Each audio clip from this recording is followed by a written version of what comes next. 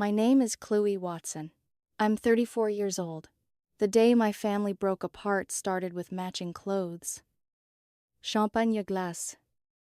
And my mother, adjusting flower arrangements like perfection itself, could keep secrets alive. My parents were celebrating their 40th anniversary. My father had hired a photographer. My mother had planned every outfit weeks in advance. My brothers, Jason and Luke, stood beside their wives. My sister Emily kept straightening her daughter's ribbon. From the outside, we looked like the kind of family people envy. Inside, something had already been rotting for years. I just didn't know it yet. Caleb stood in front of me in his little blue shirt, smiling so hard, his cheeks looked pink. He had practiced that smile during the drive. Twice. He wanted this photo, wanted to belong in it. Daniel stood beside us, holding a glass of sparkling cider, because Caleb hated when he drank wine around him and called it grown-up juice. Daniel had been in Caleb's life since he was 4. Caleb's biological father disappeared when he was 2. Daniel taught him to ride a bicycle, stayed up helping with homework, never missed school performances. Caleb called him Dad when nobody was around, but in front of my parents, he still used Daniel. Because one day he overheard my mother saying softly, "Let's not confuse him." The photographer lifted his camera. Everyone moved into place. Then my mother leaned toward him. Quiet voice, careful voice, the kind that pretends not to wound. "Let's take one with only the real grandchildren first." Silence, not loud silence. Worse, the accepting kind. Jason shifted. Luke guided his son forward. Emily stepped toward the center with her children. Nobody touched Caleb. Nobody had to. He ended up near the edge of the frame anyway, like the family had rehearsed it. Without realizing, he looked back at me, confused, waiting for me to fix it. My chest tightened. I stepped forward. My mother smiled politely. "Just one picture," she said. "It matters to have one with biological grandchildren." Biological. The word landed like glass. Caleb's smile vanished. Not dramatically, not tears, just gone. Daniel put down his drink, walked forward, lifted Caleb into his arms, and stepped directly into the middle of the group. Caleb wrapped both arms around his neck immediately. The reflex of a child who knows safety before understanding conflict. My mother's mouth tightened. "Danielle," she said softly, "this isn't personal." He raised his glass slightly. "Then let's keep it honest." My father shifted beside her. "Not today," he muttered. Daniel didn't look at him. He looked at my mother. "You want a picture with only the real grandchildren." My stomach twisted. "Fine," he said quietly. "But maybe first we define real." Jason frowned. "What does that mean?" Daniel finally looked at my father. Does everyone here know the whole story? The color drained from my father's face. I had never seen fear on him before. Not once. And suddenly a memory flashed. 16 years old. Whispers. My Aunt Linda crying in the kitchen. A rumor about my father. My mother shutting it down immediately. We never discussed it again. I told myself it had been gossip. Daniel cleared his throat.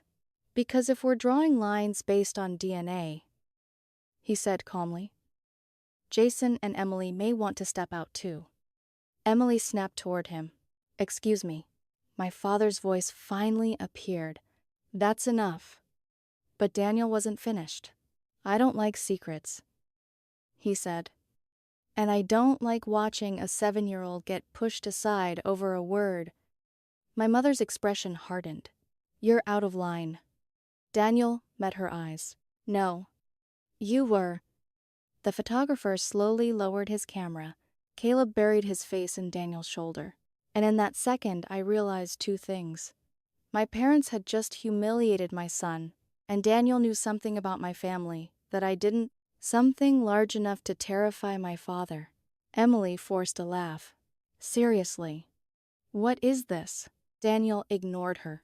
He looked at my father. You want to tell them.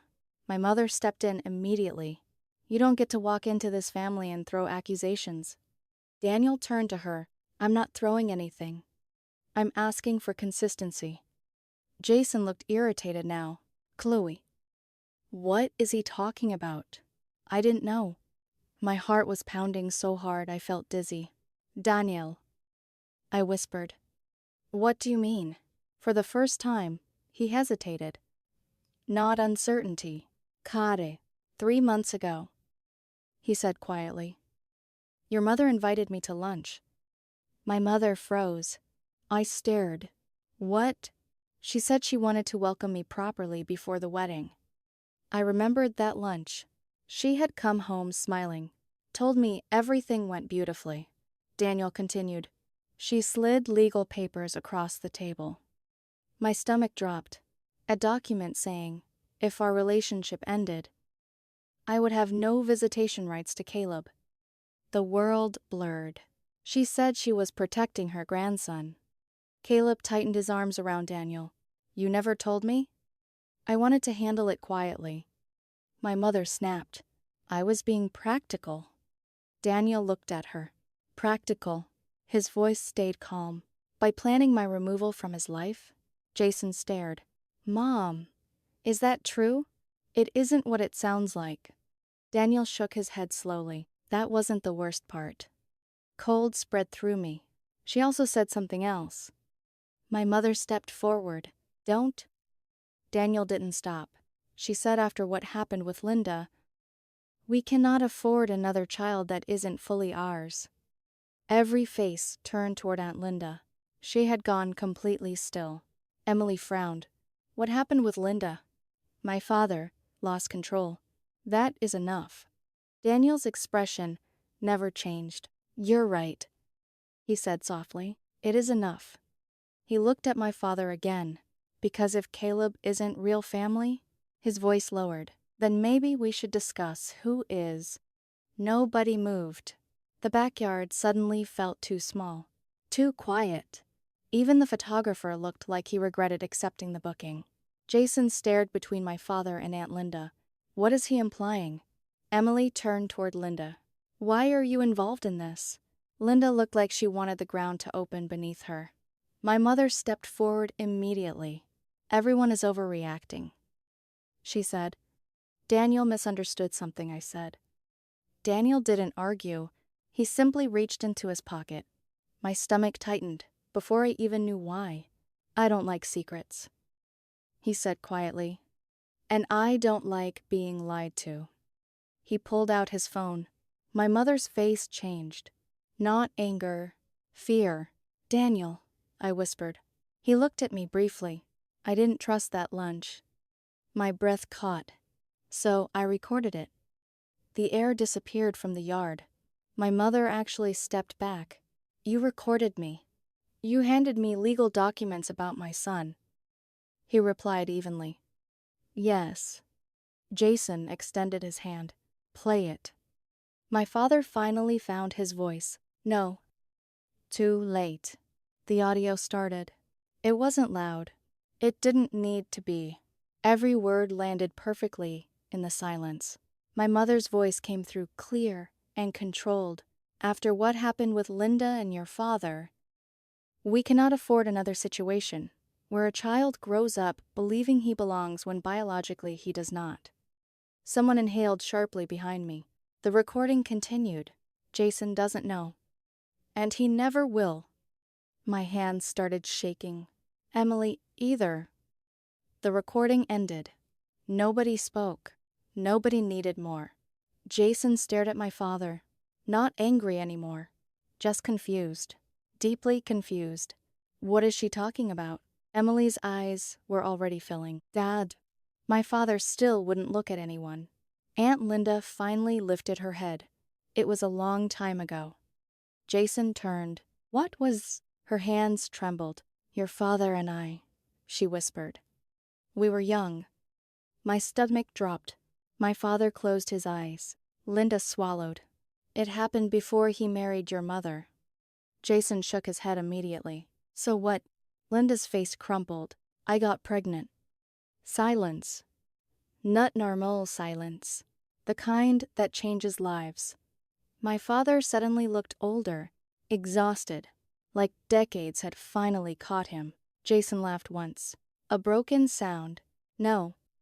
Nobody answered. He looked at Linda. No? Tears gathered in her eyes. We agreed never to speak about it. Jason took a step back. Speak about what? Linda finally looked directly at him. About you? Everything stopped. The wind. The birds. My thoughts. Jason stared at her, then laughed again. Harder this time. That's not funny. It isn't a joke. My mother moved quickly. Your father raised you. He is your father. Jason looked between all of them, but biologically, nobody spoke. Emily backed away slowly, distance as defense. So, she whispered, I'm Mom's child. Linda nodded faintly. You are your mother's... The meaning settled over everyone at once. Jason wasn't... My mother had spent decades drawing lines around blood, and those lines had been crooked from the beginning. Jason looked at Caleb, 7 years old, standing beside Daniel, confused and quiet. Then Jason looked back at our parents. Today? He said slowly, voice shaking. You tried to push a child out of a picture because he isn't biologically connected.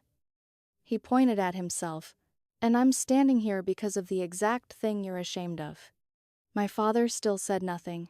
Daniel stepped forward slightly. Not aggressive. Steady. You don't get to decide who belongs based on DNA. He said, especially not in this family. My mother's voice had become barely audible. This should have stayed buried. Daniel looked at her. So should the idea that love is measured by blood? I looked at Caleb. He had moved beside me now, holding my hand. Small fingers, cold fingers. He didn't understand the words. But children always understand feelings, and he knew people were hurting. The party ended without anyone ending it. The photographer packed silently. My cousins avoided eye contact. Emily followed Jason toward the side gate. Linda sat down in one of the white folding chairs and stared at nothing. My mother kept repeating, we will discuss this privately. Nobody answered. Daniel never said another word. He simply took Caleb's hand and waited for me. The drive home was silent. Caleb sat in the back, watching trees pass. Halfway home he spoke. Mom. My chest tightened. Yes. He looked down at his shoes. Am I not real? Something inside me shattered. I turned in my seat. You are the most real thing in my life. He nodded, quietly, like he was storing those words somewhere safe. When we got home, Caleb went upstairs. Daniel stood in the kitchen. I turned toward him. You recorded my mother. Yes. You've known this for 3 months. Yes. And you were never going to tell me. He shook his head. I was waiting. For what? He leaned against the counter. To see if she would treat Caleb differently, publicly. I stared. I didn't want to destroy your family over one private conversation if she could change. The memory hit me again. Holiday gifts slightly smaller. No sleepovers unless cousins were there. Birthday photos with tiny spaces. Always included. Never embraced. She didn't change. I whispered, no. I sat at the kitchen table. My phone lit up. Mom. Mom. Mom again. Then Dad. I ignored every call. Daniel sat across from me. Clue. I looked up. His expression had changed. Gentler now. Serious. I need to tell you something. I already knew it mattered. He folded his hands. If we get married. He paused. I want to adopt Caleb. The room went still again. You never pushed for that. I didn't want to pressure you. His eyes moved toward the stairs where Caleb's room was, but today made something clear. I swallowed. What? He met my eyes. I don't want him tolerated. That word hit harder than everything else. Because it was true. That was exactly what my parents had done. not rejection. Tolerance. Polite distance. Conditionnelle affection. Care with invisible limits. My phone rang again. Mom. I finally answered. Her voice came immediately. What happened today was unforgivable. I laughed once. Unbelieving. Unforgivable. You allowed that man to humiliate this family. You told a photographer my son wasn't real. Silence. Brief. That wasn't my intention. But it was your belief. She exhaled sharply. You're choosing a man over family. I looked toward the kitchen doorway. Daniel stood there quietly, not listening, just close. No, I said softly. You chose blood over love. The line went silent. For a moment, I thought my mother had hung up. Then her voice returned. Softer now. Controlled. The voice she used whenever she wanted to sound reasonable, while moving everyone exactly where she wanted them. Chloe, she said. You don't understand the complexity of adult decisions. I closed my eyes. No, I replied quietly. I understand exactly what you did. Silence. You buried one truth to protect your image. My throat tightened. And today you tried to bury my son for the same reason. Her breathing changed. Don't do something dramatic. The old script, the same one she had used my entire life. Whenever I disagreed, whenever I cried, whenever I hurt, Caleb needs grandparents. Grandparents. I looked upstairs toward his room. The little boy who had asked me if he was real. Grandparents who think he's temporary. Clue. I ended the call. No goodbye. No apology. Just silence. Daniel stood a few feet away. He hadn't interrupted once. He never did when it mattered. I looked at him. If I choose this... My voice shook. There's no going back. He didn't move. Didn't rush toward me. Didn't ask me to choose him. I'm not asking you to choose me, he said quietly. He glanced toward the stairs. I'm asking you to choose the environment Caleb grows up in. That sentence followed me all night. The environment Caleb grows up in. I thought about birthdays, about family photos, about how many times I had explained away little cuts because they weren't deep enough to call wounds. Holiday gifts wrapped differently. Comments about real fathers. My mother always introducing Daniel as Chloe's boyfriend. Never as family. Never as Caleb's parent. Always separate. Always. Almost. The next morning, the doorbell rang before breakfast. I already knew. My parents never called before visiting. Not when they believed they were right. Caleb sat at the kitchen table coloring. Daniel looked at me. I nodded. He gently touched Caleb's shoulder. Come help me upstairs for a minute. Buddy. Caleb went willingly. The second they disappeared upstairs, I opened the door. My mother walked in first. Perfect hair. Perfect posture. Like yesterday had been an inconvenience instead of an explosion. We're not letting yesterday destroy this family. It already did. She stopped. My father entered behind her. He still wouldn't meet my eyes. We came to see Caleb, he said quietly. Daniel stepped into the hallway. No. My mother turned immediately. You don't make that decision. I do when you treat him like he doesn't belong. Her expression hardened. Stay out of this. Daniel didn't move. I've been in this for 3 years. My father looked at me. Chloe. Be reasonable. The word hit like fire. Reasonable. Always reasonable. Reasonable when my first marriage collapsed. Reasonable when Caleb cried after visits. Reasonable when I swallowed things to keep peace. Reasonable would have been not calling him unreal. My mother crossed her arms. That isn't what I meant. It is exactly what you meant. She tried another angle. You're cutting us off over one word. No, I said, over what that word revealed. Silence filled the room. Daniel finally spoke. I'm starting the adoption process. My father frowned. That's unnecessary. My head turned toward Daniel. He didn't look away. It's permanent, he said softly. I answered before thinking. Like he is.